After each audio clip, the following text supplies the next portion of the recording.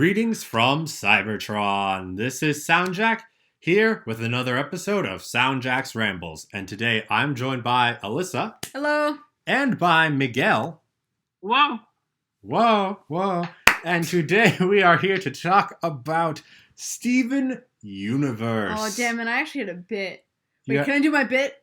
Sure. Okay, we're here to talk about a series that involves a couple alien people who come to Earth and are connected to Earth by a human child, and they are refugees from a war that has been going on for millions of years, and they also have the ability to transform. They can combine with other aliens to turn new aliens, and they have like special weapons, and they also are themed around an inorganic life object that you find on Earth a lot, and it is very good. It's a very unique idea, and it's definitely not similar to any other franchises that we may or may not know about.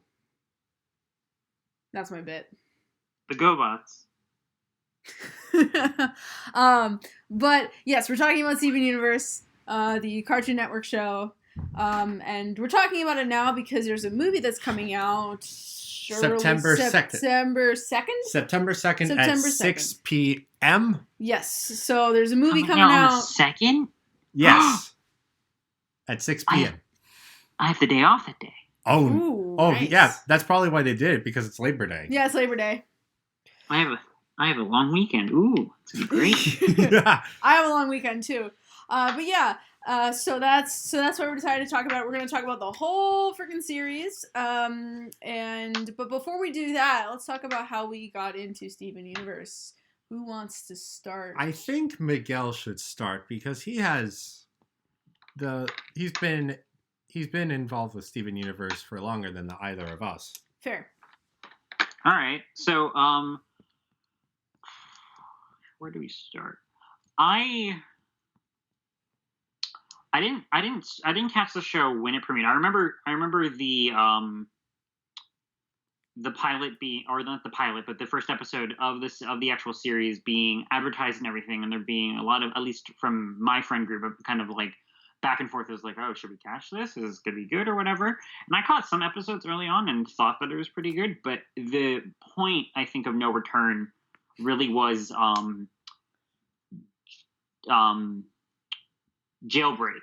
I had a lot of people. I knew a lot of people who were keeping up the show and everything. And then that night on Twitter, when the two-parter, it was Jailbreak and what was the other? The Return. The Return. So The Return and Jailbreak, when that premiered, my Twitter timeline kind of exploded with people talking, like freaking out about Steven Universe. And I went to a friend. And I was just like, I'm seeing so much hubbub. What happened? And it's like a lot happened. And I was like, huh. So I kind of roughly estimated, like, what time is it? What time do I want to go to bed? What do I have to do tomorrow? How many episodes have I seen? How many episodes do I need to watch? The amount of episodes I needed to watch was way more than the episodes I had seen. And I was just like, I'm going to do it. So I was up until maybe like 2 a.m. that night, watching everything from the first episode through the two-parter that had just premiered that night, skipping anything where I'm like, oh, I've seen that more recently, I'll skip it, and blasted through, and I was just freaking out about how much good TV I had just consumed in about a 4 to 6 hour span. I forget how long it took me. But and then I was just hooked. So at every Steven Bomb, every marathon that did have just like reruns and stuff, I would try to catch and just kind of really enjoy like talking out with friends and everything, and just not really being as engaged with the online fandom, or just because like at times when I would peek in and just be like, oh, stuff sure is happening. But no, just catching it is a really good wholesome show, and then really just love the art direction, a lot of the animation, and some of the guest animators that they've had at times, especially those from Studio Trigger, because I really like their type of stuff. So they've had some people come over, and then no, just the storylines and everything, and then just seeing some of the things people theorized kind of come to fruition or be completely different. No, it's been a fun ride. Yeah. Good way to sum it up. Yeah. I'll go next. Yeah. So after Steven Universe came out, a bunch of different people were talking about it around me, and I was hearing it was good, and I said I'd watch it, but I never got around to watching it. And like I knew some stuff, like I knew the main crystal gems, I knew Steven. And I think like every now and again I'd see clips pop up on YouTube and I'd like check them out because I was shown a couple of clips about things people were excited about. But when it came for the season 5 finale, I was like, oh dang. And to also mention, it wasn't because of lack of interest. It's like, how do I watch this? Just because I am not so fluent on the finding the places online to watch things. Because I don't really watch TV too much. So it's hard for me to catch it on TV. So I needed to find online sources. But I did figure it out eventually around the time of the finale. I'm like, okay, I've got to see it and see it all and catch up, and I did, and I think I blew through it in like a week. Damn. Even with still having to go to work and stuff. It's a really good show and I'm kind of glad. I kind of wish I was able to be there for all of the reveals when they happened, but I'm also kind of glad that I got to see it all in one sitting, to just get the full impact of the whole overall story, and also to avoid those like excessively long periods of no new episodes. Yeah, there is that kind of like given pro and con kind of the like the sort of serial experience versus the archival experience, yes. Where it's like, and I think they both offer different things. But I'm kind of in the same boat as you. I always knew the Steven Universe existed, but I never really sought it out myself. And like I don't know if any of my friends were necessarily super into it. I think they were fans of the show, but I don't know if I would say that they were like uber fans. And I think most of my like nerd friends weren't as interested in Steven Universe in college, because that's like kind of when it started coming out, when we were in college. Yeah, it was 2013. Yeah, 2013. Whereas my like a lot of my like high school friends I think were more into it than me, but like we were out of high school at that point. So. Yeah.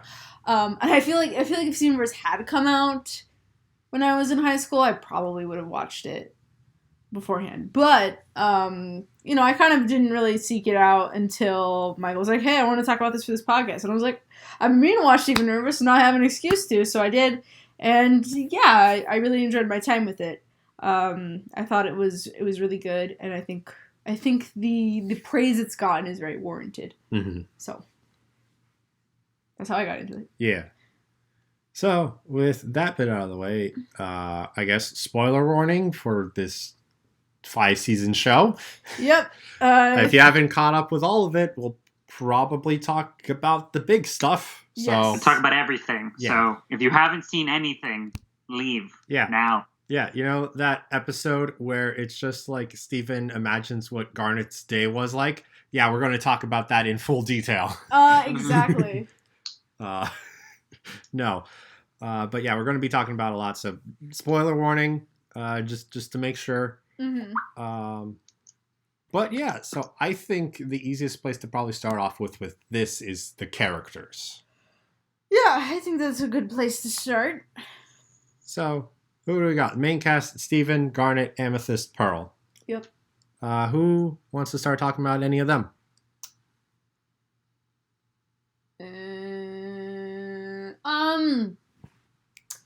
I think it's really cool or interesting that the in that this I find it really interesting how Steven is a very much different kind of main protagonist than a lot of other main protagonists. Or at least male main protagonists. Like he's very much like loving and like happy and emotional and he likes not all afraid to get in a dress. No, yeah, like he's very feminine. Or at least he's not afraid to like, he's not very macho. And I don't know if there are many other male protagonists that I can think of off the top of my head that are that kind of, that have that kind of character. And it's not played for a joke. No. Like I'm seriously like scratching my head. I thought Ash Ketchum, and I was like, no. Like even he's like yeah, let's go do it. I'm a boy, so I'm adventurous and daring. Yeah, he's very adventurous and daring. I mean, like Steven's adventurous too, but yeah, but in a different way. Yeah, in a different way. And I guess I was thinking Ash Ketchum because I was like, he's not very, very like smart.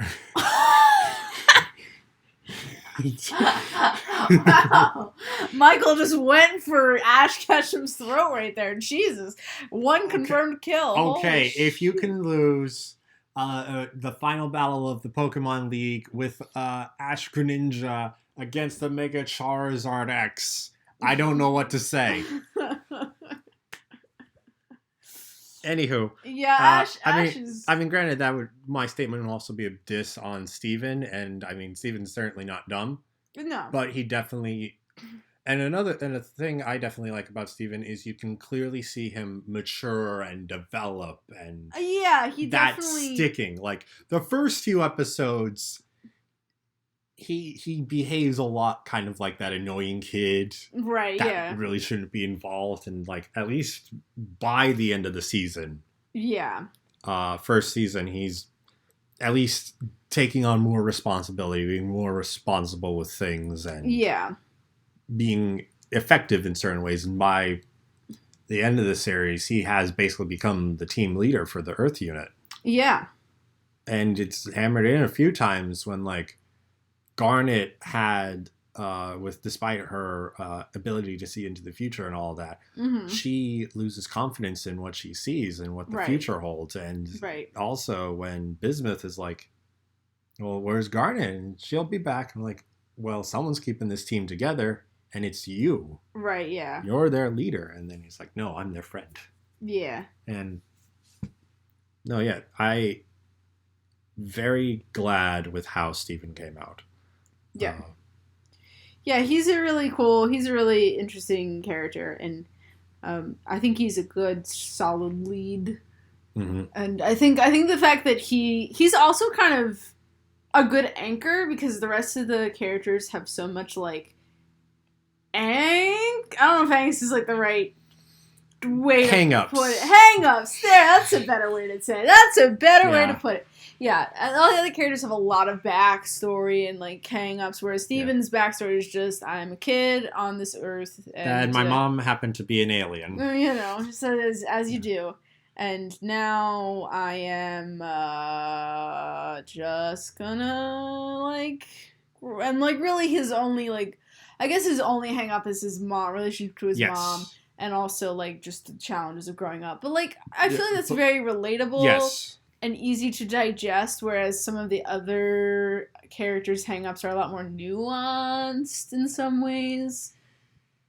In some ways, but other ways they're relatable to different types of people. Oh, yeah. I'm not trying to say that the gems don't have any relatable flaws or anything. Obviously, they all do. But, like, I'm just saying that, like, I'd say because Amethyst, Garnet, and Pearl have been around for so long, they have a lot more meat to them in terms of like the experiences they've had, whereas Steven's very much easier in terms, he doesn't have as much baggage. Steven definitely has a lot less baggage. Yeah. Though I will also say, after Steven, I think Amethyst would probably be the most relatable, especially as she hasn't wasn't involved in the Gem War. She's only known Earth. Yeah. And she definitely has like a lot more younger punk type person. Yeah, she definitely tendencies feels like and- the rebellious teen. Yeah. And she's the eternal rebellious teen, Yeah. basically. Pearl, like parts of her hang-ups Mm-hmm. can be easier to connect to, but then it's when you really learn that like it's a servant master relationship, that's a little harder to connect with. I'm gonna talk more about Rose Quartz Yeah. in a moment, because that's a whole thing. But yeah, Pearl's a lot going on with her in some ways. Yeah. And Garnet's got like two different voices in her. She's literally two people. Yeah. So like she's literally a symbol for, in some ways, the ideal or perfect quotes relationship. Mm-hmm. So it's kind of like, like so there's a lot you can do with that. Yes. Or at least there's a lot that you can investigate. Yes. So a lot of hangups you can have with that. Oh yeah, especially if there's two people involved. Oh yeah. Miguel, what are your thoughts on these characters? Let me see where to start. The main cast. I mean, I definitely think Steven serves as a really good protag, seeing him grow and develop, and then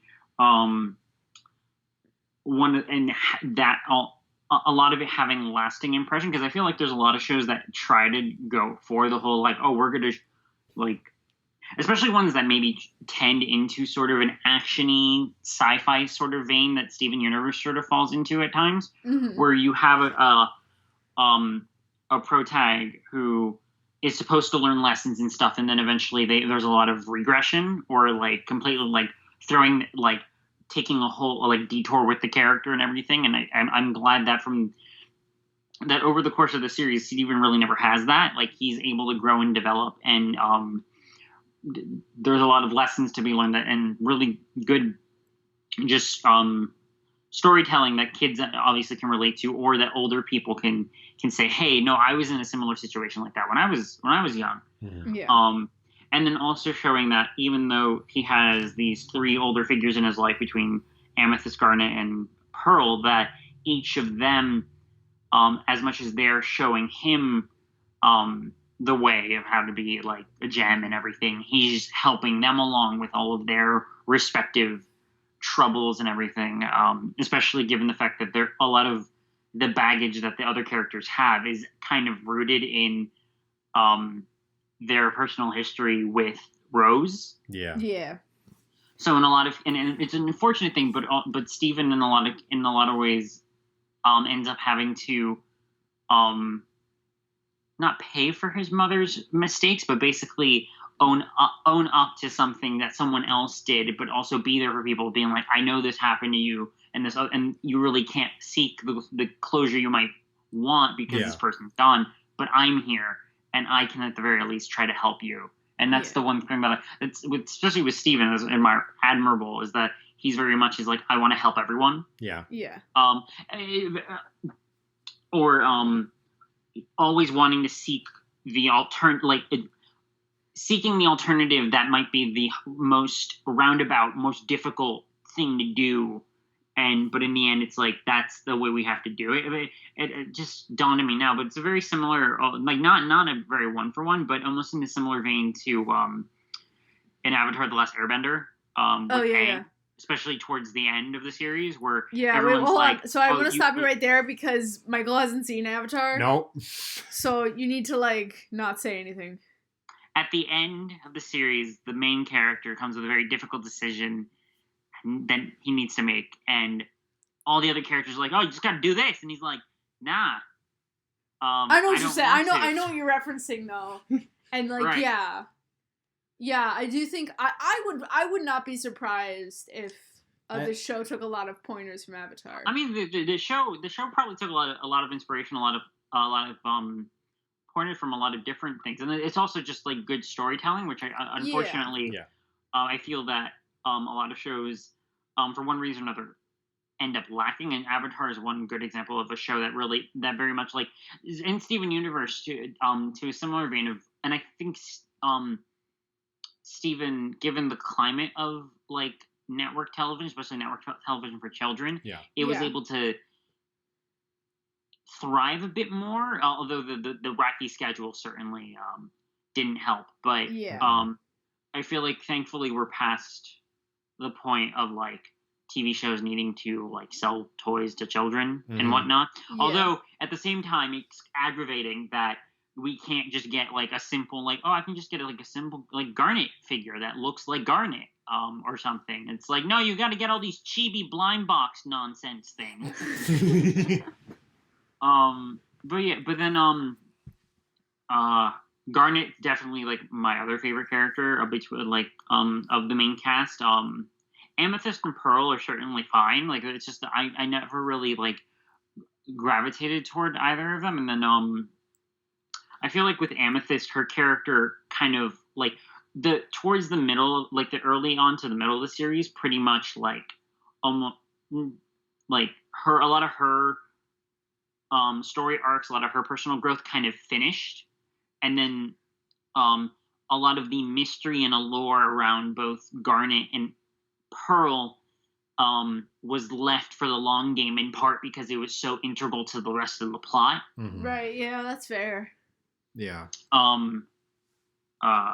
Yeah, both, like, especially, I would say Pearl's whole, kind of, the things that needed to be out in the open for her to get past whatever happened to her were the long game of the show. Yeah. So that's where maybe it was, but then with Pearl, those just, like, I just remember, like, during the show, it wasn't so much with Steven, it was more with her. There's bits of it seeming like regression or Pearl falling back into the same traps that you think she's been past, but then at the end you realize it's like, oh, the reason why she keeps kind of falling back in line possibly is the fact that the big thing that probably is the catalyst for all the stuff that she's gone through in her life didn't get revealed until the end. Yeah. Yeah. After, I mean, Pearl was pretty compelling. I still like Garnet a lot more, but I still found Pearl very compelling. And it just got even more compelling with that reveal at the end. Yeah. Near the end. Of just, what? Like, damn. This was a lot. This rabbit hole went a lot deeper than I thought it did. Yeah, and I think I agree with what most of you said. I especially agree a lot with the fact that I felt that Amethyst was, unfortunately, one of those characters that kind of felt like she was just kind of there in some scenarios, especially since, like, a lot of her character stuff felt sort of finished towards the end. Well, once she completed her arc, it was kind of like, okay, they don't have much else to do with her, which, when we could probably talk about this later, is something that I kind of like after the movie, I'm kind of curious to see what else they do, if they do anything else, because I'm left with this sense of what more do you have to say with these characters? Right. Yeah. You've kind of very neatly buttoned everything up in my from like my just point of view. Like, what more could you do that isn't just extra? But yeah, Amethyst, I feel definitely kind of like, we got to the point, and it was like, all right. And then, but then she also, I guess, wasn't so much of a, at least in my opinion, isn't so much of a nothing, is in that she still was there. That the fact that she kind of went through her journey, then she was able to kind of almost support Steven as be like, okay, you're well on your way to kind of like becoming who you are. I'm also about there. Let's help the others out now, given the fact that they were now discovering, oh wait, there's a lot more to unpack here. The two people we always went to like, for guidance and support now need us to support them. Yeah. Yeah. That's very accurate. And it was very nice in the one episode where Amethyst was even trying to support Steven. Yeah. Which one was that? It was... Was it the one with Pirate Millionaire? Like when they're wrestlers? No, well, that was a different episode, but it was the one where Ruby ran off and they were trying to find her, and Amethyst was like, "Hey, dude, let's just chill at the beach, or let's just have some pizza." Yeah, and like she's not perfect at talking through things with people and emotional baggage and that, But she tried her best, and Steven also got to her a little bit with her emotional baggage. Yeah. With the big reveal. Yes. I have a question. We've mentioned the big reveal a bunch, so should we just go ahead and talk about the elephant in the room now? Well, we could segue into a discussion of just Rose Quartz if you wanted, or we could talk about other characters. I don't know. What do you guys want to talk about? I think Miguel, you have any opinions on that?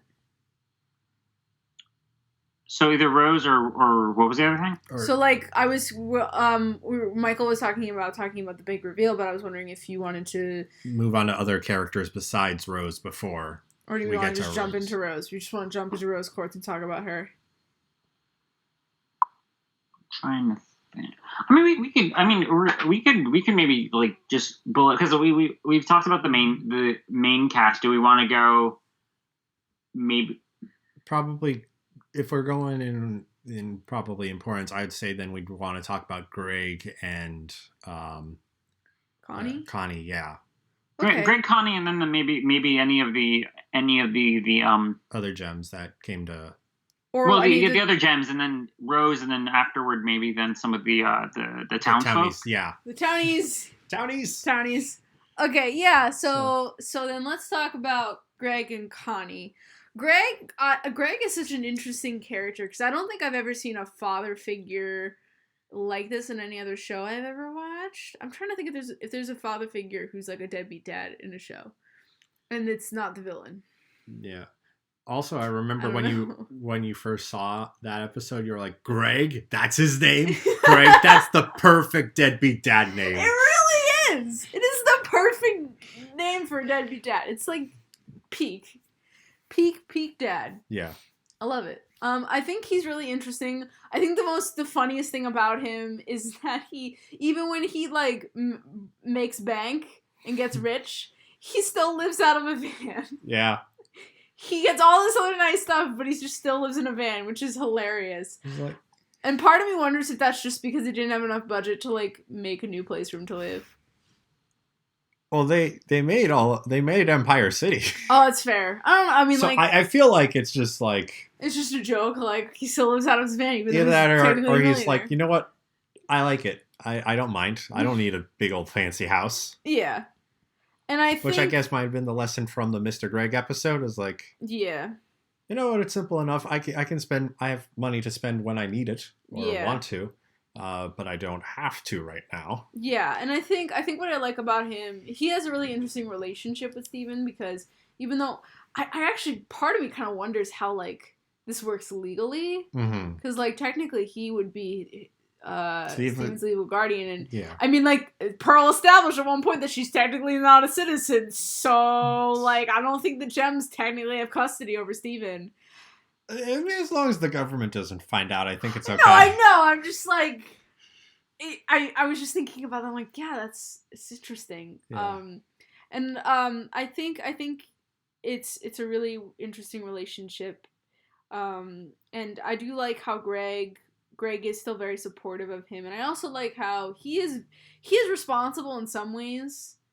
Like, I mean, obviously we get the idea that he's kind of not that responsible, or he's not responsible enough that he can be trusted to like watch Steven all the time. But yeah, he is the one person who like has some kind of common sense about like, maybe you shouldn't bring a baby here, or my son should be doing this and not be doing this. So yeah, he definitely, I think, it strikes an interesting balance between like he's not like, I guess like he has enough problems that I could see someone being kind of suspicious of him being Steven's sole guardian, but at the same time I also think that he brings a sort of human element. It's good that Steven has a human like guardian, because otherwise the gems would probably do dangerous things that they didn't know that they could do. And I mean, even if if he stayed with Greg, I'm not sure if he would have went to school because Yeah. Steven doesn't even know what the heck school is. No, I know. He doesn't go to school, which is really interesting, too. Also, I find it funny because it seems he watches a bunch of cartoons and is like, how's he never seen a cartoon about school or someone going to school? Oh, yeah, I don't know. I just find that funny. I guess the crying breakfast friends don't go to school at all. Yeah, probably not. Yeah, but I guess him not going to school makes like for a convenient why he's always just able to be around town and like why he doesn't have to worry about school. Because I think school, if they did make him be able to go to school, then that would be like a huge like chunk of his life. Yeah, because you would have to incorporate that into the story. So I feel like that's a very convenient thing. But I don't mind that. No, yeah. I mean, this is a show about rock aliens. Like it's fine. Yeah. But Connie. She does go to school. Connie's really interesting. I guess she's kind of a love interest, but I also feel like at this point, definitely, at least, they're very platonically involved with each other. I don't really... Do you see them as, like, romantically involved at all? Looking at a couple of the trailers for the movie, yes. Oh! You think they're dating in the movie? I mean, you see Connie kiss Steven on the cheek, and I think one of them or both of them blush. Oh, okay. So... Well, I was talking about the regular show, though. No, yeah. Like, I know they've always been kind of pitted as romantic interests, but they never really, like, became romantically involved with each other. Very true. And it was kind of like that kind of cutesy, like, friendly, but also kind of interested relationship. Yeah. And part of it might just be because, like, Connie, they're very young, so, like... Yeah. They're probably not really invested in that. I mean, there are definitely things in the show itself that could suggest that could happen, but they're just fine with being friends at the moment. Yeah, yeah. Like Steven's 14th birthday. Yeah. And like Steven, I mean, most of it's come from Connie, it feels like. Yeah. But... I mean, Steven even thinks about, like, growing up with her. Yeah, yeah, so... Which, I mean, doesn't necessarily mean, like, they'd be living together or married, but... Yeah, and I do really like, I do like their dynamic a lot. I think they have a lot of respect for each other, which is really great. I think that Connie's relationship with her mom is a really interesting subplot. Yes. And her, I think also that at one episode where she's learning how to fight with a sword is really interesting. Sort of her dedication to trying to be involved in what Steven's being involved in. Yeah. Sort of trying to be involved in something bigger than herself. Yes. But and also the episode of well, technically for both Steven and Connie and Stevani. Yeah. Of the dealing with the mental stuff.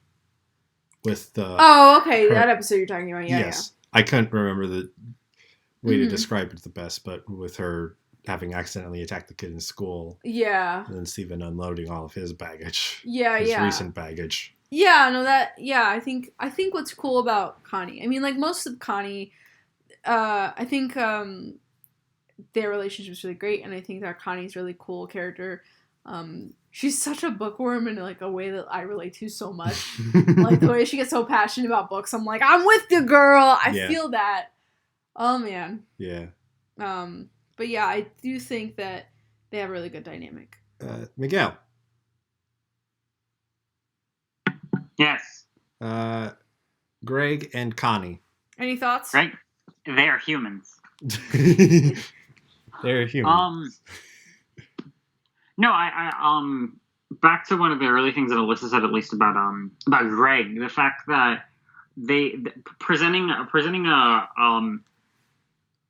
a dad in an animated cartoon as someone who is well on the surface probably seemingly like the typical, like, oh, he's a bit easily flustered and has like some like this harebrained, like, oh, he runs a car wash or whatever type of thing. You just think it's like, oh, okay, typical kind of like, oh, there's the wacky dad.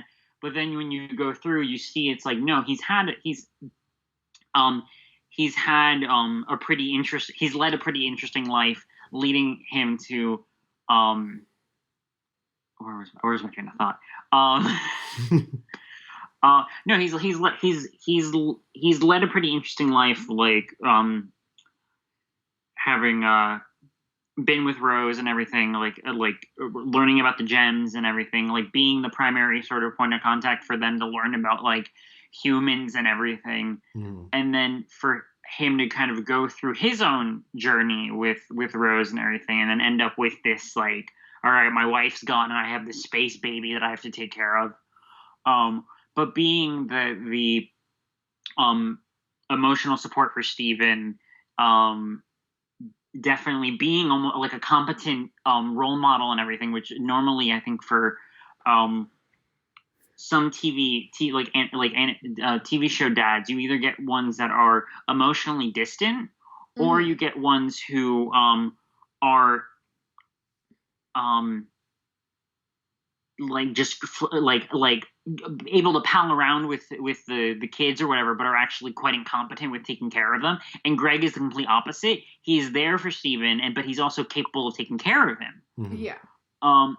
So a very competent person, which is always good. And then Connie's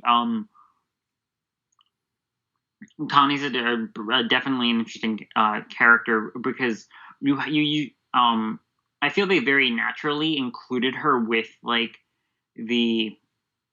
as Steven progressed and everything, she wanted to get involved, and they found a niche for her, and she was able to like have a positive contribution to the whole sort of like team that they had going on and everything, and then being able to be a sort of a gateway to other stories about like different types of familial relationships and everything. I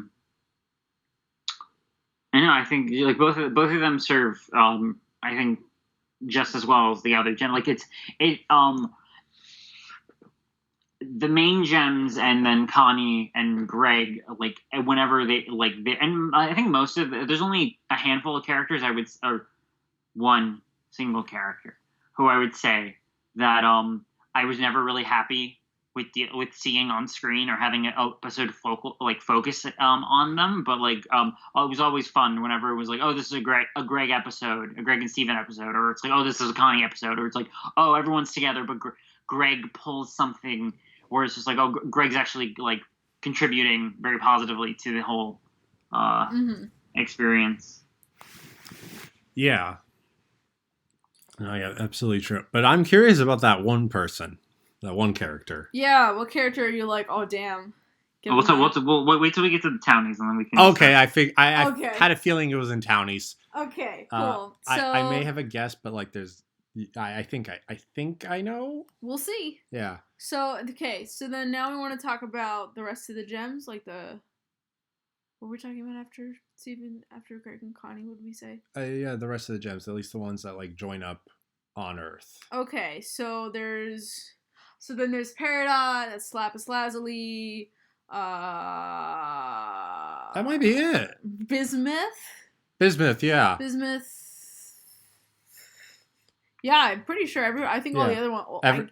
Jasper, or I guess Jasper's there kind of a little bit. But I mean, I think she's involved with the Lapis stuff. Yeah, she is. We'll probably mention it there. But. Yeah.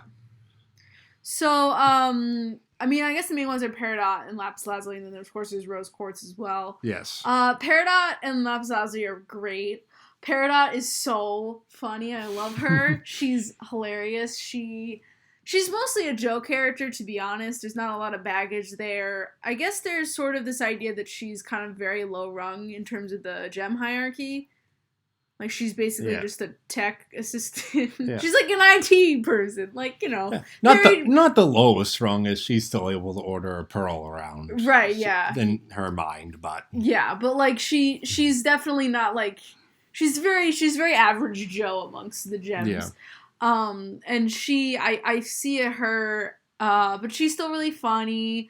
I think she's kind of like a good way. She is the first contact that they have with Homeworld, yeah. And so I think she served as a pretty good vector for like sort of introducing Homeworlds to the audience, and like who she is, like what Homeworld's like, what their priorities are, etc. Yeah.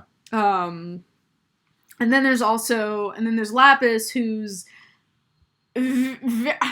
she has so much pain and she's very tortured, I guess would be the best word to describe her like outlook. And I find their relationship a good contrast because Peridot's kind of lackadaisical in the sense that she's very like energetic and she kind of approaches things from a very weird perspective, whereas Lapis is kind of the person who she is very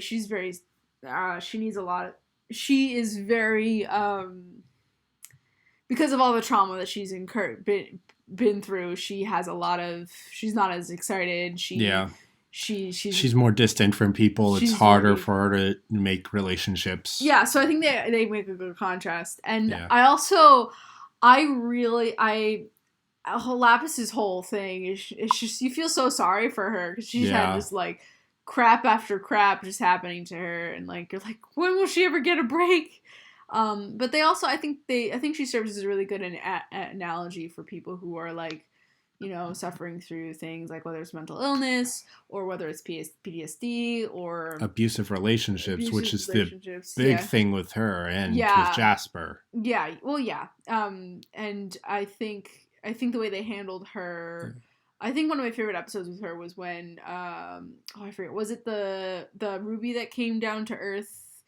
I think, and then she was like, they had the Ruby go with them in the barn, and then the Ruby was like really adjusting really easily to Earth, whereas with Lapis it took her so long to get adjusted, and she was getting really frustrated about like, oh man. And then that served as a really good like way to sort of show the ways in which sometimes people are different in the ways that they heal. So you know, I don't know if I'd really say that Lapis is one of my favorite characters. I think that what they do with her and the way that they sort of have her arc go is really, really cool, and I like that. But I think I like Peridot a lot more. I think her excitement just gets me excited. Just like gay. I don't know. I always tend to like. I tend to like some of the like more energetic characters more than I like some of the more downbeat characters. Yeah. But. Yeah. That's just me. But I do like Lapis a lot. And then Bismuth. Bismuth's kind, in my opinion, kind of, not lame, but like, I don't know if I have too many opinions on her. She just kind of... I mean, she was in like, what, 5 episodes? She was in like 5 episodes. She was interesting in that she had that whole like gem destroyer thing. Yeah. But I don't really know if she brought too much to the table, aside from that whole episode about sort of like the ends justifying the means versus like ethic, that kind of thing. Yeah. And, which, like, I don't know, I feel like I've seen shows handle that better, i.e. Avatar, IMO, but I don't know, Business fine. Okay. She's fine. Miguel, your thoughts on these 3? Yeah, I definitely feel that like Bismuth, at times felt like she served more as something that the plot was using to progress itself rather than a mini like another character where there's a lot more dynamic. Certainly, like you get some of the stuff with like Rose, or just show like, oh, like as much as we've spent time with all of the main gems and everything, there's a whole other slew of crystal gems that, and like some of them like have also may have been impacted by Rose in one way, shape, or form. Yeah. Lapis also just using her to also show like just like the traumas and like the stuff that happened through the war, also serving as like, I believe our first, outside of the main gems, the first other non-corrupted gem that ever appeared in the show. Yes. So our first look at like, oh, there's more out there than just the ones that we've seen. And it was after Lapis entered this show that we even learned that the corrupted gems were once normal gems. Right. Yeah. And then Peridot's always a riot. I love seeing those progression charts where they show like when she showed up in the return all the way, first full body, but also in the return all the way to like the end of the series essentially, where she gets progressively smaller and more zany as the show progresses. She's a very fun, energetic character. So that's something that probably if you told someone, it's like, oh yeah, this is gonna be that's gonna be the wackiest character in the show. People would be like, what are you talking about? Yeah, right. Yeah. With her computers and her logic and her robonoids and her limb enhancers. Yeah. No, so like the again, I've said like most of the characters there's always something to really like hone in, like enjoy. It's the townie we'll talk about later that I have no patience for.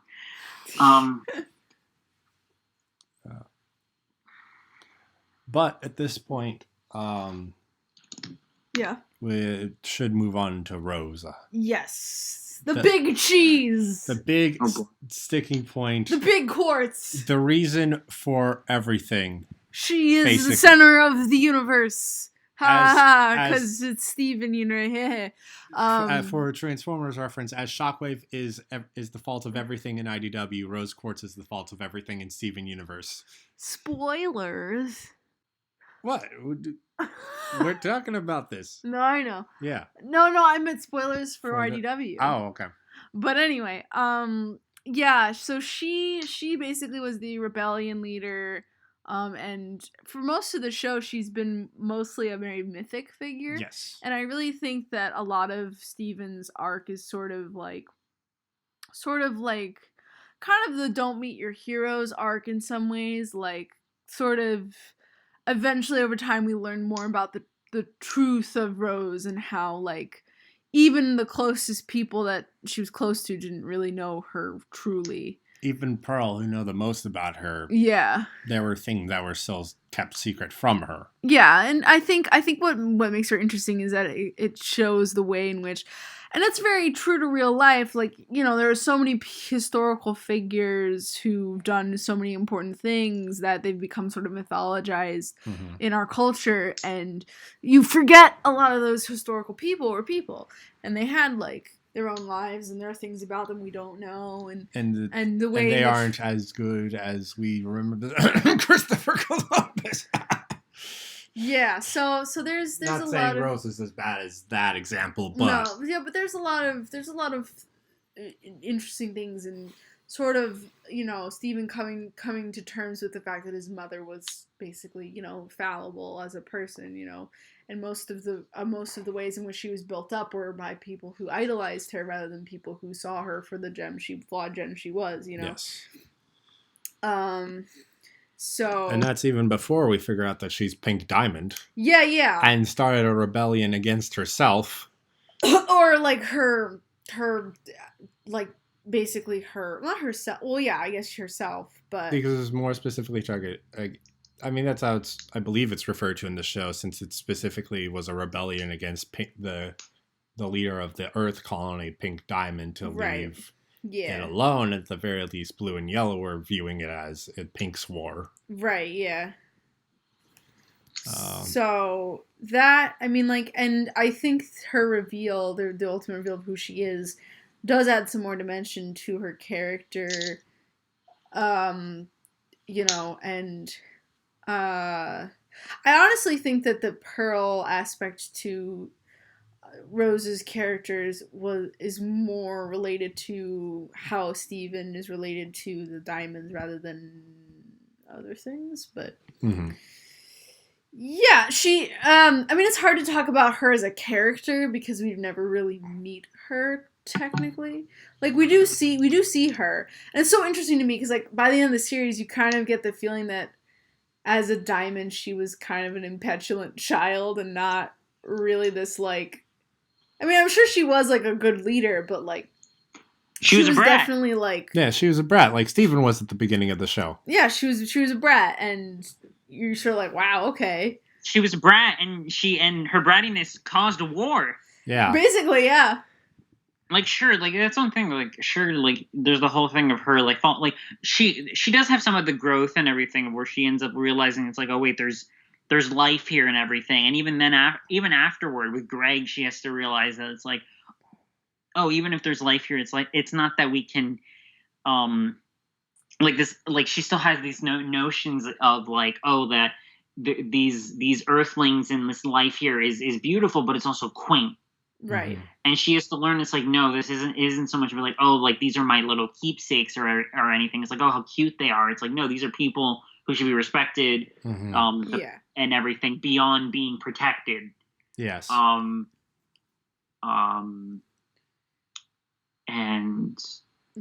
seeing the whole reveal and everything. I remember like watching that and then just because there's a whole kind of back and forth of like, oh, like, okay, what's really the truth behind Pink's death? Like, was it yellow? Was it blue? Was it white? Like, there was the whole thing of like, oh, it'd be like wild if it was yellow or blue, and eventually it's like, oh, it probably was white. And then there's the whole like always the fan theory of like, oh, it was rose pink diamond? It's like, no, that can't be that. No, that's too obvious. Yeah. And it ends up happening, and you're like, what? Yep. Yeah. And I think what's really interesting about her is like, again, like what you were mentioning earlier, and I'll bring this up now, is that the whole thing with Pearl and Pearl's attachment to Rose, at first you think, oh, it's just like she died and she loved her and she's just having a hard time moving on, to the point where you sort of think that even though she was a Pearl, like you think that part of her like need to protect and serve Rose is tied into her role as a Pearl, and you're like, you sort of think of them as separate issues, but then when you find out she was Pink Diamond's Pearl, you're like, oh shit, like it's even worse than you thought. Like, she literally was. It paints a very interesting picture on the dynamic of the relationship, given the fact that Pearl is in essence like she falls in love with Rose and everything, and Rose does seemingly, like, at the very least, is somewhat fond of Pearl. There may be another like mixture of that whole like finding her quaint, and like, oh, like you're so wonderful, but almost in like a diminishing sort of way. But there's also this whole thing of where it's like Pearl was made to be subservient to Pink, right? So their whole relationship then takes on this whole new meaning, right? Where you're like, holy crap, like this is an abuse. It's almost an abuse of power, or this whole inappropriate, seemingly like inappropriate relationships. Like you're like a work superior or something. Like she has there's an like unfair, this, unfair amount of control and or like influence on her. It was something where for a while I was just like, this isn't okay. Yeah, like it makes it like it makes it feel like, because like at first you're like, this relationship probably was genuine, and then you see the truth of it and you're like, ooh, like, I mean, there's probably still some like genuineness from it and everything, but it's just it especially with like the Pearl having to keep Rose's secret this entire time, and it being like, that's an abuse of power. Like you like, and the amount of damage, for whatever good that Rose sought to gain from having Pearl keep that secret, all of the negative impact that it had on Pearl, it's certainly a lot. And I mean, thankfully in the end she's at least seems to be in a good spot, everything. But like, oh boy, like she's like, oh, why does Pearl have all these problems? And it's like, oh, that's why. I'll have some baggage. And I think it really does, like, totally, like I said, it does totally like like, cause in some ways, because Rose isn't alive, I can see people taking Pearl's side and how unfair it is that, like, Rose didn't fall for her. In the sense that, like, you know, like, you sort of sympathize with Pearl, but then when that reveal happens, you're suddenly like, oh wow, like there's some sort of manipulation involved in that too. And like you were saying, abusive power, like, you know, even as much as Pink Diamond respected Pearl as an individual, like I'm not saying that Pearl saw her as a servant at the end, but at the same time, how much could Pink Diamond truly separate that out, you know? Yes. So, and she still gave her that order at the end of the day. So to some extent, she did see her still kind of as a servant, or at least she, on a subconscious level, knew that Pearl would be loyal to her in the way a servant would. So, and you know, it's not great. I mean, I don't even think it's, well, maybe, but I just keep going back to like that last thing where she's like my last order to you as a diamond, let's never speak of this again. It's just like, holy crap. Yeah. Indeed. It also, like, in a way, layered in the whole thing where I was like, is this maybe why Pearl can never, like, say no to Steven or anything? I never thought like about a little that. thing Yeah. of just like, it's like, oh, I can't say no to you. It's like, yeah, because he's a diamond. Yeah. Yeah. Yikes. Yeah, because I mean, we definitely know in part, Rose hasn't fully separated. Pearl hasn't fully separated Rose from Steven. Yeah. To some extent, but has in other respects. I think most notably was the sword fighting episode you were talking about with Connie earlier. Right. Yeah. When Pearl telling Connie like, "Hey, you're nothing. It's all about protecting Steven." Right, yeah. And she even slips earlier with you do it for her. Right, yeah. And at the end, Steven's like, I can fight with Connie. We can be better together. Pearl just shouts out, why can't I do this for you, Rose? Right, yeah. That just, oh God, so much. It is a lot. It's also very interesting rewatching the series with the perspective of, hey, Pearl's hang-ups are all because of Pink Diamond being Rose. Yeah, and it's like, whew. Especially in the first instance when those hang-ups are brought up with the scabbard and the sword. Mm-hmm. And even the speech that with the memory Pearl has. Yeah. It ends with Rose saying, "My Pearl." Yeah. And you don't even think about it until you rewatch it or realize it. And I'm like, what? That was there the whole time. Well, yeah. Yeah. Yeah. So I think Rose, I don't know if I'd say Rose is like a favorite character of mine. I think she's just more, I think the way that people relate to her kind of makes the show more interesting. Yes. So, all right. So now that we talked about some of the, is there any other gems? Should we move on to like homeworld gems or should we go to the townies? I mean, the main homeworld gems to really talk about would be the diamonds. Right. Mostly blue and yellow, I think. Yeah. Because we get them for a fair bit throughout the series. Yeah. Blue and yellow are very interesting, I guess. I feel like, I mean, definitely yellow is the one we meet first, and she's the one who kind of represents sort of like the sort of totalitarian, totalitarian, but like the very, very aristocratic kind of hierarchy they have. Mm-hmm. And then blue is, I guess, more compassionate, but she's still very like... Yeah, from the thing with blue, though, is she's more compassionate when we see her in the present. Right, yeah. But from flashbacks, we know she was pretty strict, even as strict as yellow in some instances, it felt like. Yeah. And, I mean, I don't know if I have too much to say about them, but I guess it was interesting that, you know, as villains, they weren't necessarily completely dehumanized. They were at least humanized to some extent, although, I don't know. I think yellow might have been like blue was more relatable, especially since Greg was even able to have like a humanizing talk with her. Yeah. Yellow was probably a bit more far off because she was just like so. I'm not sure if pompous is the right word, but like she was very so above everyone, so above everyone else. Yeah, she's definitely I mean, like she was a like, product of the culture she lives in. I mean, definitely like high-ranking military general that doesn't give a crap about the rank and file. Right. To the point she completely forgot about Peridot, who screwed up the mission to Earth. Yeah. Of the planet that she wanted destroyed. Yeah, and then she's like, yeah, whatever. Yeah.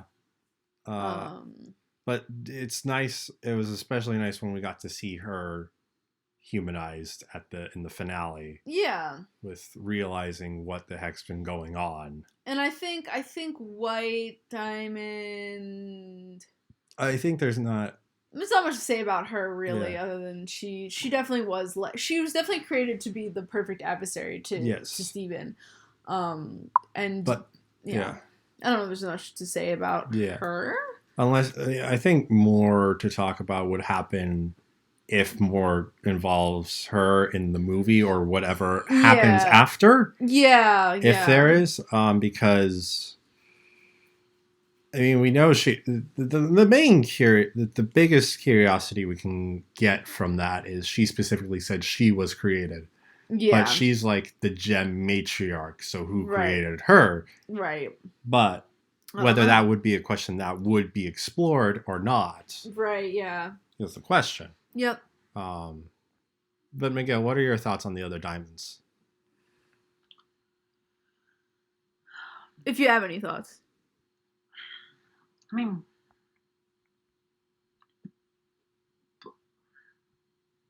don't know that I have much more to say. It always gets kind of complicated with at least when I start thinking about the diamonds. Given the fact that there's this whole thing of like, at least in Steven Universe, with like forgiveness and having people like learn from their mistakes and whatnot. Mm-hmm. But at the same time, you're just like, they've committed genocide. Yeah, there's also that slippery slope.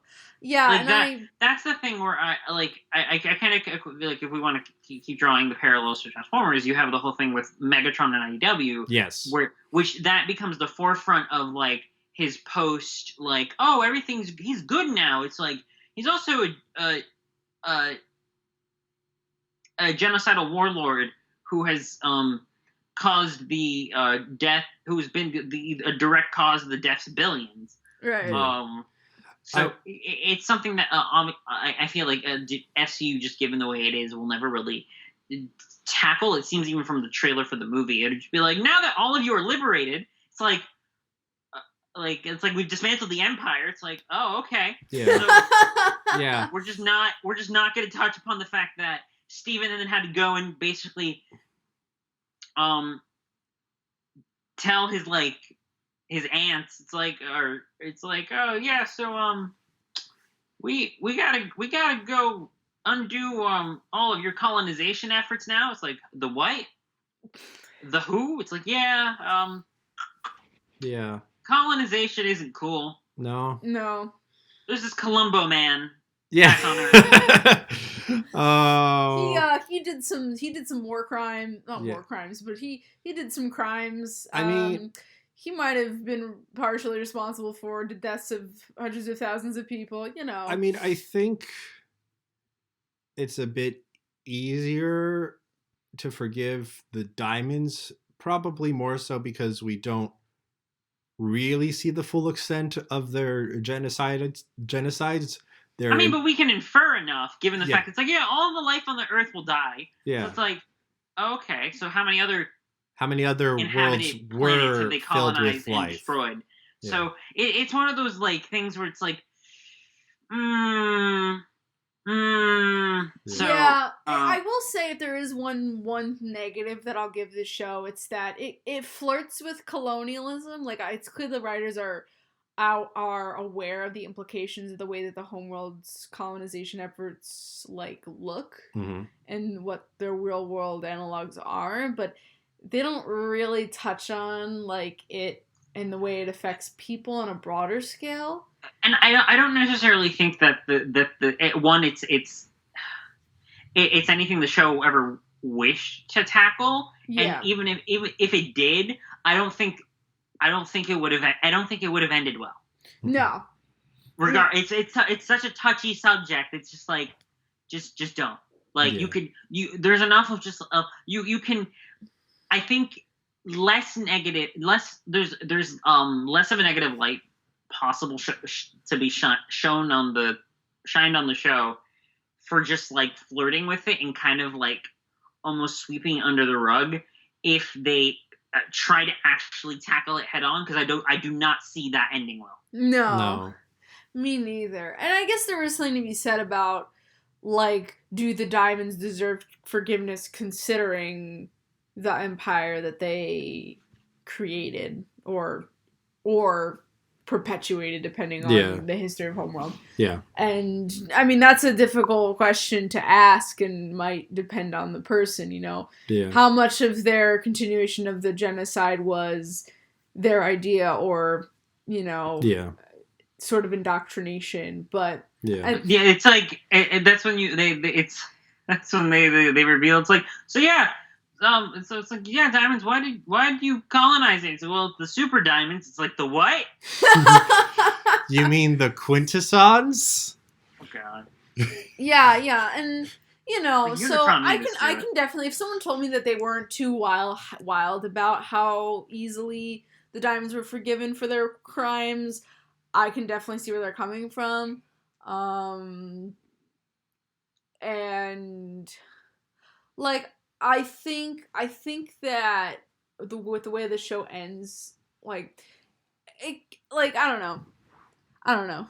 It's very complicated trip Rary Wire. So oh, you know what? I forgot about them actually having unleashed a major WMD upon the world. That mostly for the gems, but yeah, they did some things. Yes.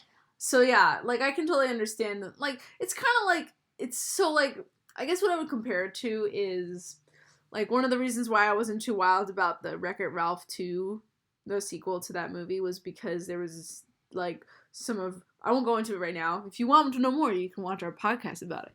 But, wink, nudge, nudge. One of the reasons why I didn't like it is that Ralph does a thing that I felt the movie kind of brushed over and was like he basically did something that threatened the livelihood and lives of people and put people's lives at stake, but the movie doesn't really like address it. They're like, oh, you made a mistake, and I was like, he could have killed someone, what the hell? And so I guess it's kind of like that, in the sense that, I mean, I feel like Steven Universe acknowledges that a little better than the movie I just brought up did, but I don't know if they really deal with it to its fullest conclusion, if that makes sense. Mm. Is that fair? I think that's fair. Yeah. So that, if there was a criticism, that would be a criticism that I have. But I mean, it's hard. Well, if you throw colonialism into the mix, it can be hard to kind of resolve that neatly, because like, colonialism is a colonialism mess. And genocide is a complicated mess. Or it's kind of like how, like, Lotor Redemption Arc was scuttled because they had to make him a genocidal maniac, and you're like, why did you make him do that? Like, we had this thing. Alright, that's a podcast. That whole show's a goddamn mess. You can listen to us rant about the final season on the podcast if you want. I need to watch the final season first to be able to listen to that. Okay, but holy crap. Lotor got fucked up. I was so upset. I was like, you could have done a redemption thing, but you flipped it up because you had to make him an irredeemable some scumbag. Thanks, guys. I hate it. So, yeah, it's kind of like that, where it's like, oh, you pushed him into genocide. I guess we can't redeem him now. And, like, I don't know. Yeah. Anyway. We've been ranting about that for a little too long, Yeah. so... So let's move on to the townies. So, yeah. Miguel, why don't you start with the townies? You seem to have some opinions. Capital O opinions. I love the grandmother from the pizza place. Oh, yeah, she's great. Oh, my lord. She's wonderful. And I love how she's a much better mayor. The Mayor Dewey. Yeah. Miguel? Okay. Yeah. What? We were just agreeing with you. What were you saying? Mayor Dewey, such a sad man. Yeah. Such a very, very sad man. Yeah. With a weird potato-shaped head. Ronaldo and Sadie. Wow. Lars and Sadie. Yes. Lars and Sadie. Very good duo, and then Lars becoming a breakout character. Yeah. Was very nice to see towards the end of the series. Yeah. Too bad he had to die. For that to happen. Yeah. Though wasn't he like the first character designed for the series or something? Sadie and Lars were originally created for one of Rebecca Sugar's like college animations. Like they've traveled with her through different animated projects and everything. Oh, okay. Like she's kept them around. As a writer, of course, that is #relatable. Okay. I can't believe we haven't talked about Lion. Oh yeah, Lion! Lion! But forgetting this, because I was thinking Lars, I'm like, oh yeah, he's having a die and end up like Lion. I'm like, oh wait, Lion. Oh yeah. Lion's great. Lion's funny. Yeah. Lion's a fantastic pink lion that is just a large cat, really. It's so amazing how much personality he has, even though he doesn't talk. Yeah. It's really cool. Funny. Yeah. And even just like the subtle ways of like introducing like Lion's history, like in the flashback where you see Rose with the herd of lions and everything. And then eventually you're realizing it's like, oh, like Lion was from that herd, and then like he died, and then Rose cried, and then revived him as this weird pink zombie thing with a pocket dimension. Gotta have a pocket dimension, obviously. Yeah, obviously. And walking on run-up powers and portal powers and screaming powers. Yeah. Yeah.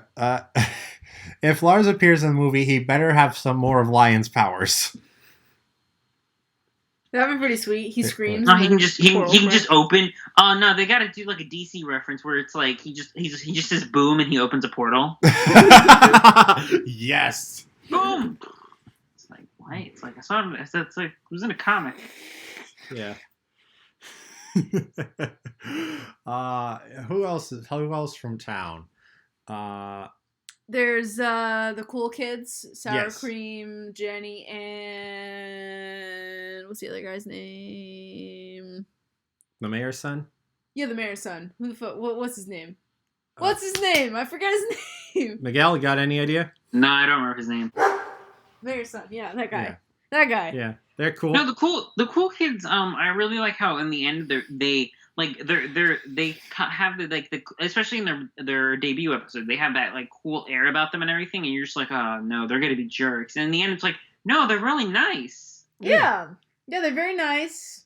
And I think it just makes Lars' character so much more interesting when he acts, because Lars just wants to hang out with them so much, and like it's just so funny because like, or it's kind of tragic because you realize Lars, you could just hang out with them, like don't try because even then it's like it's not like even like in his like wanting to try so hard they're like, oh no, we're not gonna hang out with you. It ends up more sabotaging him where he's not able to really jive with them, or like Steven's able to just by being himself break out and be the focal point.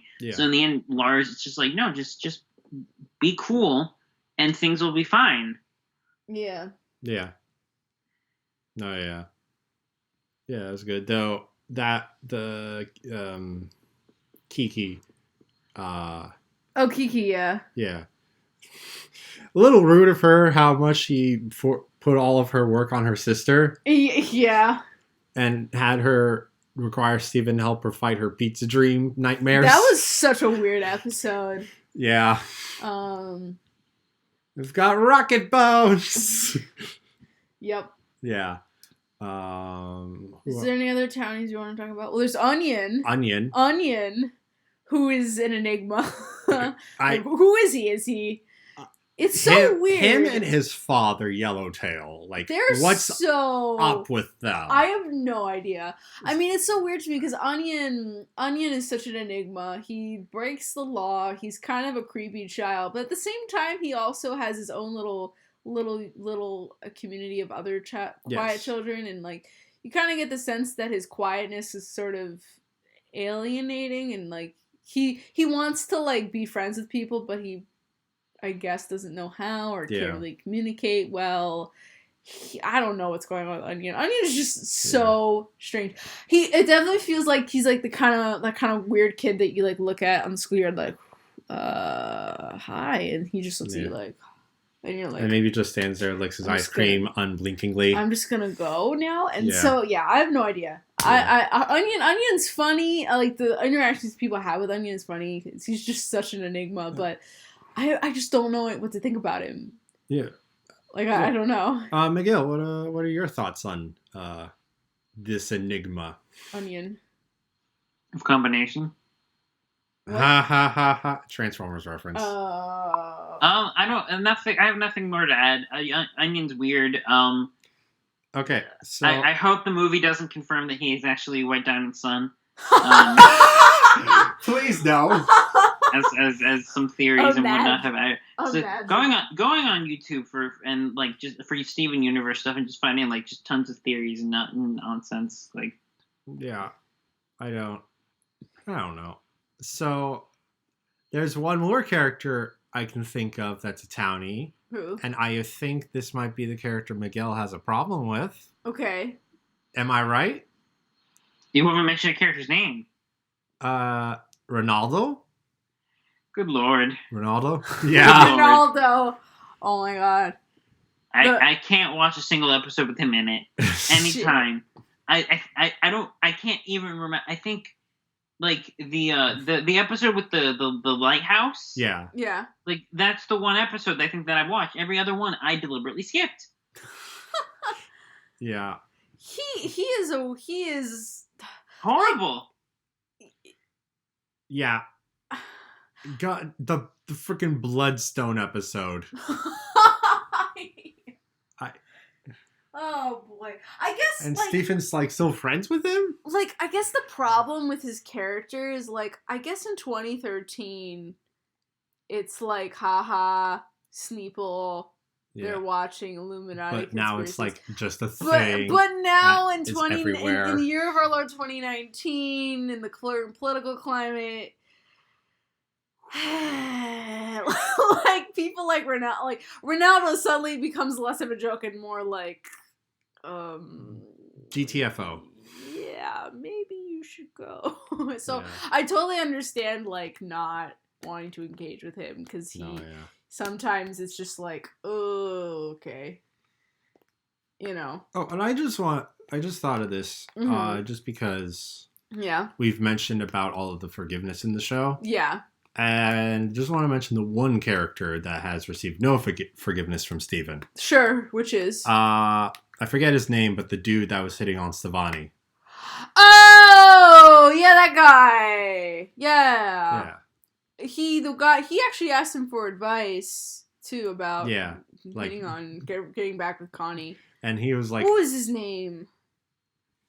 Jerky McJerkface? Jerky McJerkface. Yeah, I'll be honest, like on one hand, he's very, like, I think the relationship he has with Stevani, like, their interactions, I feel like he feels to me less, he's a very stock character. Like, he doesn't have a lot of depth. Yeah. He's very cool, try hard, but I feel like he's more of, like, a means to sort of reflect how creepy guys work, you know? Yeah. Like, I feel like his introduction in the Stevani episode was less, a character and more like, oh, here's a situation where Stevani might feel uncomfortable now. And then they decided to bring him back. Yeah, for no reason. Yeah. Okay. And then, but... Kevin!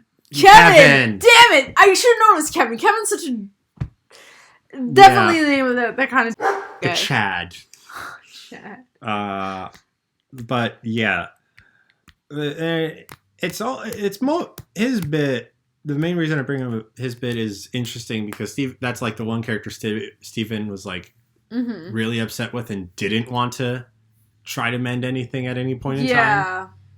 And even like when Kevin came by with that invitation, he was like, "No way!" And only until he heard Connie was going to be there. Yeah, which is interesting. Yeah. And I mean, granted, we haven't, like I said, we haven't seen any depth from him. So like, especially with the diamonds. Yeah. They got forgiven. No, I know. So, it's kind of like I can forgive genocide or enablers, but creepy guy who gives me bad dating advice, no forgiveness there. I mean, to be fair, someone like that, if the message is like cut that type of person out of your life, I'm all for it. Oh yeah, me too. But again, the tonal resonance with the end of the series, is just a thing. I definitely agree. Though to bring up a quote that is mentioned in More Than Meets the Eye, when we're talking about IDW Megatron.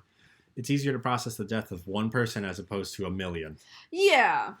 And, like, I don't know. So, like, I don't like Kevin, but he's kind of just there. Yeah, he doesn't deserve death.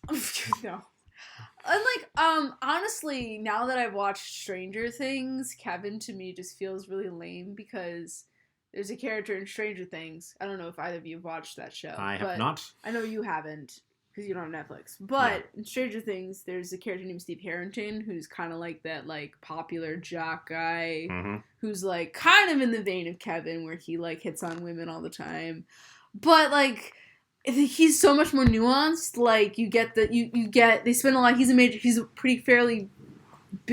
a big part in the show, or at least, like, a bigger part in later episodes, and then he goes from this, like, stock jock type who is like a bum munch to everyone to someone whose coolness is more of a facade and a way for him to try and like project confidence rather than something that he like is. And then like I will say he's definitely one of the best parts of season 3 of Stranger Things. Like his interaction with what's her name? I have to bleep so many words. Was her name Rose? It might have been. I know we have to bleep a lot of it. Yeah. What was her name? But, like, his interaction with her was, like, amazing, and it was one of the best parts of that season. So my point is that future writers, if you're gonna have a stock jerk character, please make them, like, have more dimensions, because, like, that's what I like. Yeah. And I think I wish that Kevin was more like that. Yeah. Characters like Steve Harris should just be in, like, every show. Yeah. So, anyway. Is there any other townies we want to mention? I mean, I think most of them are pretty... There's the mailman. He's funny. Yeah. What's his name? Mailman? I don't know, but... He's the actor. Yeah. He's really funny. Possibly my favorite line from the show is like, at the end is like, when Garner was talking to him about... And he's like, you're an amazing actor. You fooled everyone. You even fooled yourself. What am I supposed to do now? Start with local theater. Yes. I don't know. That made me crack up. Maybe I'm too much of a theater nerd. It's really funny, yeah. Is there anyone else you wanted to talk about, Miguel, from the town? Or in general, like other characters? Yes. No, I think I'm good. Okay, so actually I wanted to move on because there was a couple of things I wanted to mention specifically. Okay. So one of the things I wanted to mention was... Oh, did I forget what I wanted to say? Damn it!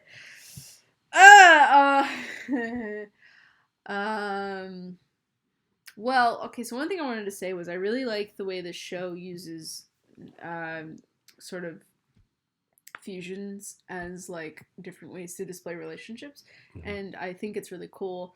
And there are some really cool fusions. I think the Stevani episode was a really good way to like sort of explore puberty in like a really cool, interesting way.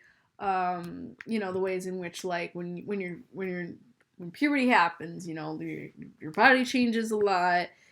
Just the world feels different, and that's really like And it's hard to sort of talk about that kind of thing in a really interesting way, and I think they really did it really well. I think it was one of my favorite. At least in a better way than that the birthdays episode, the Too Many Birthdays episode, where Steven nearly aged himself to death. Oh yeah, that was just awkward. Yeah. Yeah, no, I definitely that one. I think that Stevani was a really cool way to talk about like sort of aging and that kind of thing and maturity about that kind of thing. I don't know if I've ever seen a show talk about puberty in that kind of way. And normally, because it's so easy to make puberty discussion really awkward. Yeah. But I think they did it really in a good, really symbolic, metaphorical way that was really appealing. So I like that a lot. The Stevani's also a good icon for gender neutral / gender characters even. Yeah. Non-binary, you mean? Yeah. Yeah. Well, I know. Well, I specifically brought up transgender because. Oh yeah. Because I knew that bit for a while about Stevani. Right. Because the first Target I worked at, there was someone there, and I guess the episode must have just aired. And they were like freaking out about how excited they were about the fact that Stevani had to shave. Oh yeah. And about that kind of like gender neutralness, and it was like important to them. Oh yeah. I definitely think Stevani is a really interesting way to show like the variety in gender expression too. Yes. And then the other thing I wanted to talk about was so there's one. Okay, this is a design detail that I wanted to mention, but one of the coolest design details of the entire show is the fact that the injectors in the kindergartens, the thing that trusts the thing is they're actually designed after viruses. Yes. Which is super cool. And the way that they inject, the whole injection aspect of injecting into the earth so that the thing can grow is actually how viruses work. Like they inject into a bacterium and then the gene infects the bacteria and then that bacteria passes the genes on to other bacteria. So that's how viruses happen. Mm-hmm. Well, they depend not just bacteria, but also cells too. Like they'll inject into like our cells and do that too. Mm-hmm. So, I thought that was really cool as a bio nerd. I thought that was a really cool design element, and like because viruses look very weird and scary, so it makes sense. And like you can kind of, it sort of was like a cool, subtle like way to sort of have a like the way that viruses act is basically the way that gems propagate. So it's really cool. And then the other thing is that, so just to make this speed up a bit. So favorite episode. Yeah, I was going to ask that once you were done.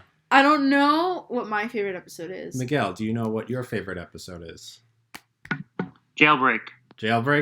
Oh, yeah, the reveal of the that Garnet is two lesbians in a trench coat. Yes. No, that was great. I want to say my favorite was I finally remembered the title of the episode. Here Comes a Thought. Mm-hmm. With the anxiety. Yeah. Which was very important. Yeah. Do you have ideas for like episodes you really enjoyed at the very least? Well, I think I really liked. Like I said, I think the Stevani episode, the reveal of her was really great. Again, just the way that they handled puberty, which I think is really hard to do otherwise. Mm-hmm. I feel like there's so many moments from the show that I'm like, wow, this is really interesting. Like the whole like shards and like the mutants, like they're creepy, and like the way they kind of use them as zombies, and it's a really cool take on zombies. I also really liked and then the cluster too. Even the cluster was really interesting. I also really like speaking of weird forms of life, we never talked about the Watermelon Stevens. Oh my god. Yeah, I think the funniest part about those guys is like you feel like it's like I thought it was just a throwaway thing. Like, here's this weird thing that happens. It's this funny weird thing. Yeah. It's probably never gonna come back again. And then it comes back again. And it's important. And it becomes fat and becomes important, and it's just like the weirdest and they've like thing. Developed an entire culture. Yeah. Which is like the strangest thing. Yeah. I think one of the that's like an element that I thought was funny. And then so then now I want to talk about what episode Do we have any? So now, do we have on the flip side? Do we have any least favorite episodes or episodes that were like gave us pause or episodes that were like, huh? I have an idea of what Miguel's answer might be. Okay. Any episode with Ronaldo. Ronaldo. Is any of them like thrown out? Miguel, can you confirm or deny? Miguel. Wait. What was that? I was saying, can you? So, what would be your least favorite episode? Or My least favorite episode. And I said one with Ronaldo in it, right? Right. No, I mean the only one it can be is the one where they're in the lighthouse. Oh, only because like that's the one I remember the clearest of the Ronaldo episode. There might be another episode I might not be entirely fond of, but for whatever, I feel like Bloodstone for me, which is the one where like Ronaldo joins the Crystal Gems. Oh, yeah. And like just makes it all about him. Right. Oh my god. Okay, actually I'll tell my least favorite episode. One of the moments that I actually legit laughed at was when Sadie was talking about spending the night with Lars. And then she's like, yeah, we played video games on it. It was really great. And then she's like, huh? And then, like, Steve's like, huh, that must have been a really great video game. And then she just had the face of, like, oh. And I was like, oh, my God! Ah! And then, like, I was like, oh, man. Yeah. It was really funny. Yeah, video games. Yeah, they were playing some hardcore video games that night. But anyway. Yeah. So my least favorite episode is actually I forget its name, but it's the one where one of Greg's family members comes by. Oh, and gets really angry with Lapis and Peridot having taken residence there. Yeah. So the reason why I don't really like that episode is mostly because it just kind of felt very didactic to me. It felt very much like they were trying to tackle this message about, like, immigration and, like, hostility towards immigration and stuff like that. And obviously those are important issues to talk about. Yeah. And I don't think it was, like, a poorly done episode necessarily. Oh, yeah. Like, I could have gone way worse, obviously. But I just, in comparison to something like this Devani episode where it was, like, they talked about puberty but in this, like, really cool, like metaphorical way. Like, this one just felt too on the nose and like it's such a basic premise, like this old, like, here's this old conservative uncle here who's gonna. What do you mean you two weren't technically married? Yeah, and like I know that those people exist and like teaching kids how to deal with those people is important, but I don't know, like it just didn't. Could have been slightly more thoughtful / graceful. Yeah, and like I don't know, trying to like I guess in a lot of ways Lapis and Peridot are refugees. But it's kind of like the whole colonialism thing, like it's a hard issue to tackle, and like like comparing like the barn, giving someone's individual property up to someone else as being similar to welcoming refugees into your country, I feel like are very different issues. So I don't know if they're compatible in the way that they were trying to make it. Also, like I don't know. And like again, if they wanted to introduce like the uncle character, they probably could have done it a different way. Like maybe have Steven go and visit his human family for once or something. Mm-hmm. Or like have like you could do an episode about family members having different views, but I don't know. It's just something about that episode just didn't do it for me. I felt it was too on message, and I felt like there were ways to do it that would have been a little more clever and interesting than just the way they did it. I don't know. Yeah. That's my least favorite episode. Yeah. Okay. So I have a question. Yeah? How did you guys feel about the musical aspects of the show? Oh, the songs? Well, I liked most of them. I mean, I'm not, like, wild about musicals in the same way you are, but, I don't mind musicals. And I think there were a lot of really standout songs. Stronger Than You is a bop. Yes. Stronger Than You is a bop. I will stand by that. Yes. I also really like You Do It For Her. That one's also really good. Yeah. I feel like that one's more good in the way that like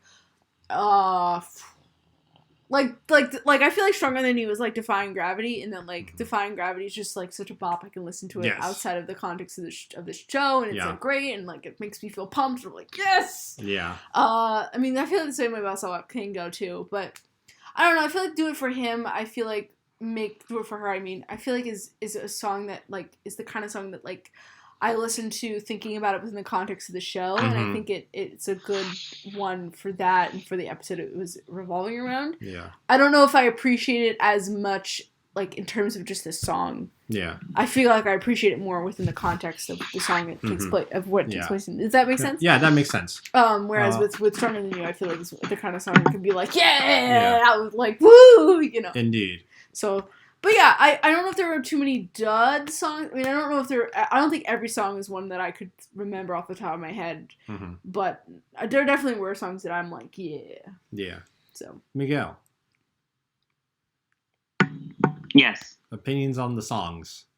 I enjoyed I really, really enjoyed a lot of the music and everything from the show. Definitely Stronger Than You is my favorite, considering it's the song from my favorite episode. Yeah. Is the song title Here Comes the Thought? Or is that just Here Comes the Thought? Yeah. I misremembered. I was scrolling through the episode list. The episode was called Mindful Education, and the song was Here Comes the Thought. Here Comes the Thought's another one that I really like, both for the song and then essentially the music video that the episode becomes for it. Yes. Yeah, Here Comes a Thought. I think that might be my favorite from the show. It's just a good message, even out of context of the show. Though I very much also love listening to It's Over, Isn't It? That Pearl sings in the Mr. Greg episode. It just, you need the context to understand what's going on. Right. For certain aspects. Most of it is kind of generalized. You could apply it to a potentially other situation of just someone that lost their love to someone else. Yeah. But it just sounds so good that I enjoy listening to it. Yeah. With Pearl's voice and the piano, it's great. Also, You Both Love Me and I Love Both of You. Oh, that's just so sweet. But yeah, I very much appreciate the music in this show. Yeah. Is there anything else we want to talk about? Just in general? Yeah, in general. Trying to think. Miguel, anything? Disney Plus announces High School Musical, the series. Oh, yeah. I told Alyssa about that before. Dang it, Miguel, you mentioned it on the podcast. Now we have to watch it for the podcast. You know what? I will so watch High School Musical for this podcast. Let's do it. Okay. A group of high school juniors compete to nab roles in the show and forge or repair relationships with their co-stars. So they're competing to star in High School Musical. Huh. So so the characters in the show are so auditioning. It's more so what you're saying is it's not anything related, not anything like canonically related to High School Musical, but it's a television series about a group of high school kids that are auditioning for the actual show High School Musical, the musical. No, it's a group of high school kids auditioning for, I guess, their high school's production of High School Musical.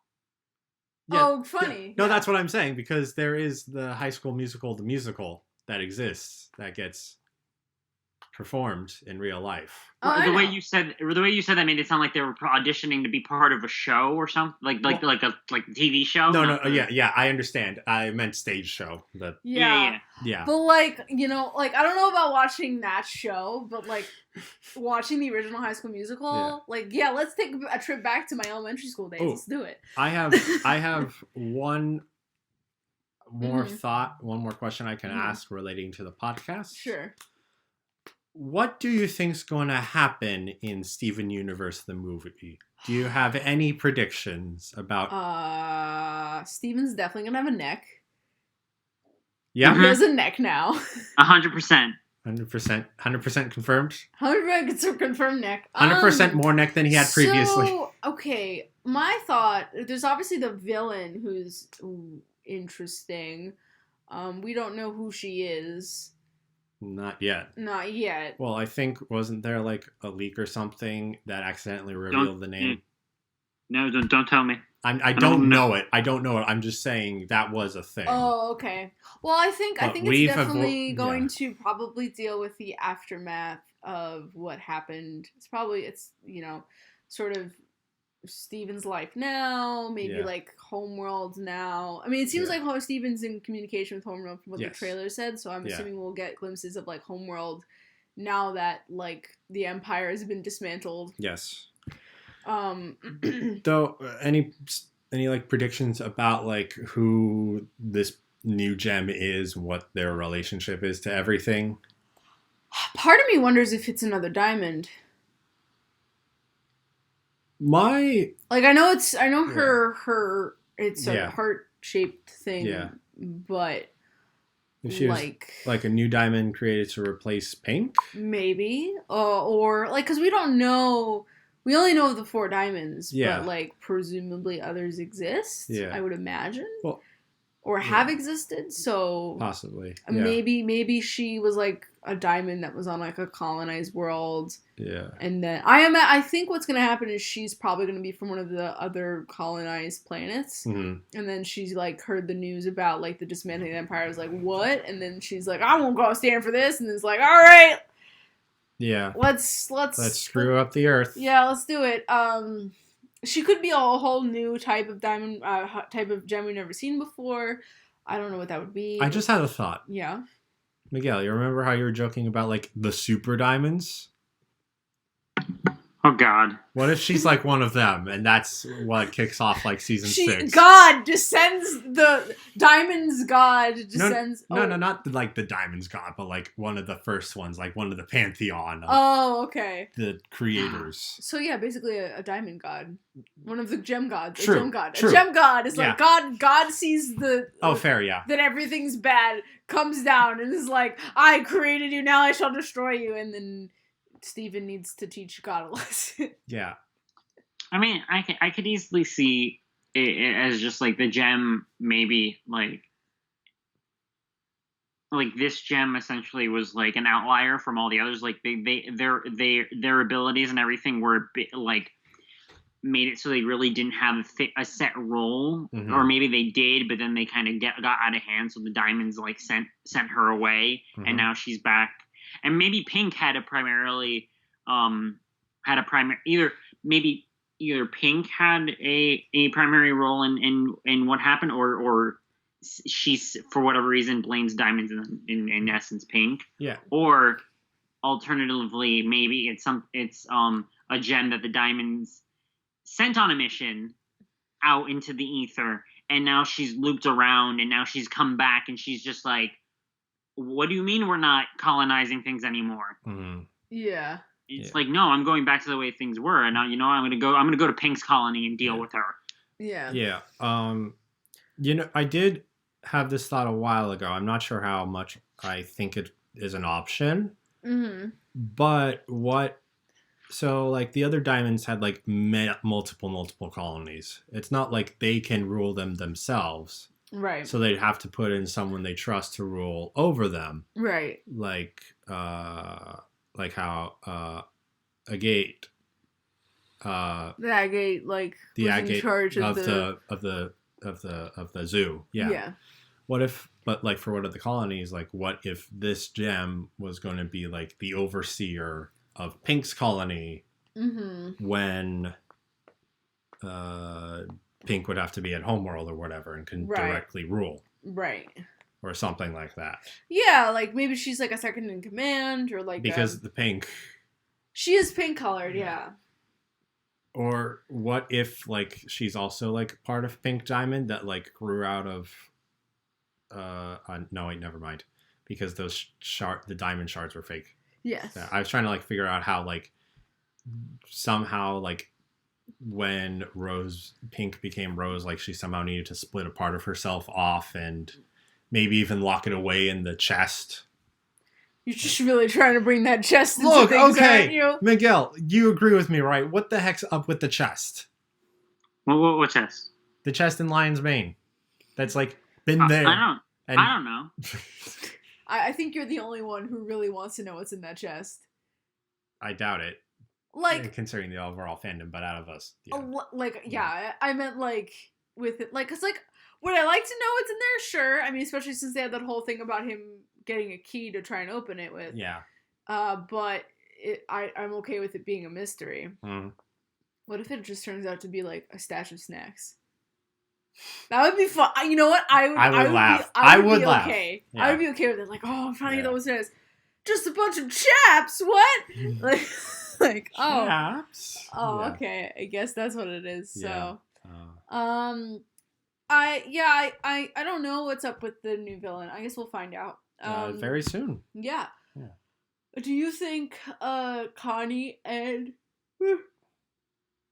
I'm so sorry, Connie and Steven will be dating in this movie? I know you said that they kissed on the cheek, but do you think they're dating, or do you think it's like they are going to be a couple by the end? I feel like if anything, they're going to be a couple by the end. Okay. Probably also because like Steven was probably off world a lot with the help of the dismantling, and in the trailer he's like, I'm going to just take a break and go back home. Yeah. I'm sure he's been back home, but like probably not for an extended period of time. Probably not. Yeah. So like, I don't know. Miguel, do you have any like big theories about the chest? About the movie, just about the movie in general. Oh, the movie? Not really. I just wanted to be here so I can watch it. Same, right? Yeah. Oh yes, absolutely. And I'm gonna have to miss it because I have rehearsal. This man doesn't have a DVR, and I'm just like, for shame. I know. How often would I get use a VHS and record it that way? Wait, can you record Can you use VHSs to record TV now, or is that still only for analog TVs? I think my dad used it on this TV. Oh, okay. Yeah, I think it's just the tapes we have are just so crap. Do it that way. We would have to find a new fresh tape because he taped over those tapes so many times that like they're all crap. Oh. And I'm not even sure if the VHS is in functional order. The VCR, you mean? VCR, yeah. Oh God, recording the Steven Universe movie on VCR, that'd be great. Yeah. That would be such a funny thing to do though. No, yeah, but anyway, overall, how do you like Steven Universe? Very quickly, because I'm noticing the time's almost up, and we can finish before my internet dies, and we can finish this without needing to do anything else. Yay! Good show. Would watch again. Yeah, 10 out of 10. Good show. We'll watch again. Game of the year. Yeah, game of the year. 7 out of 10. Too much water because they're by the beach. Too much crying food. Too much crying food. Definitely a really good show. Yeah. Probably one of the best I've seen on Cartoon Network, to be honest. I mean, like, I obviously the Powerpuff Girls and like Transformers Armada. Yeah, that show I definitely watched. I mean, there's definitely other Cartoon Network shows I like, but I'd say that this show is definitely high tier. Yes. Oh, I guess Adventure Time is pretty high tier too, but I really like Steven Universe. I think it's definitely worth people's time. I think it has so much to offer, and there's so much to talk about too. So I definitely binge it again. Yeah.